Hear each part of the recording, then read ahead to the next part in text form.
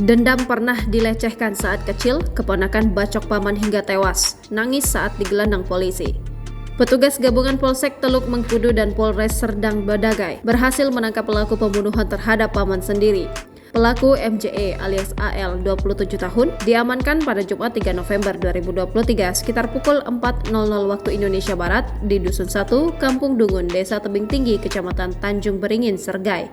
Kapolres Sergai AKBP Oksi Yuda Pratesta melalui KBO Ibtu Edward Sidauruk yang didampingi Kasih Humas Ibda Brimen menyebut motif pelaku menghabisi korban akibat dendam masa lalu.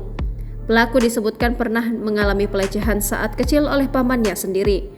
Motif untuk sementara saat dilakukan interogasi terhadap pelaku, motifnya adalah dendam. Dendam ini diawali saat pelaku masih kecil. Ada pelecehan yang dia alami yang diduga dilakukan oleh si korban. Kata itu Edward Sidauruk saat melakukan paparan di Mapolres Sergai, Jumat 3 November 2023. Trauma masa kecil inilah yang kemudian membuat si pelaku menghabisi pamannya sendiri saat tengah berada di rumah korban.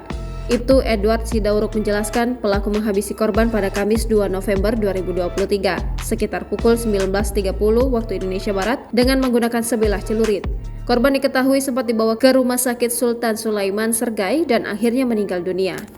Korban melakukan aksinya secara tiba-tiba. Untuk korban mengalami luka pada bagian dada yaitu ulu hati. Di dada kiri ada 2 luka bacok, tangan bagian ketiak kanan, jempol tangan kanan, dan paha ke bagian kanan, ujarnya. Saat dilakukan penangkapan, pelaku tidak memberikan perlawanan dan kemudian pasrah digelandang ke Mapolres Sergai. Ditemukan sejumlah luka di tubuh pelaku sebelum diamankan polisi. Namun Ibtu Edward mengatakan luka itu bukanlah akibat duel dengan korban. Ia menjelaskan luka itu diperoleh pelaku saat melakukan pelarian di daerah kebun sawit dan menelusuri sungai di Dungun, Sergai. Dari tangan pelaku diamankan sejumlah barang bukti berupa 1 buah celurit, 1 buah baju kemeja milik korban, dan 1 buah sarung. Pelaku dikenakan pasal 340 Subsider 338, Subsider 351 ayat 3 dari KUH Pidana dengan penjara selama-lamanya seumur hidup dan paling singkat 7 tahun, kata Ibtu Edward.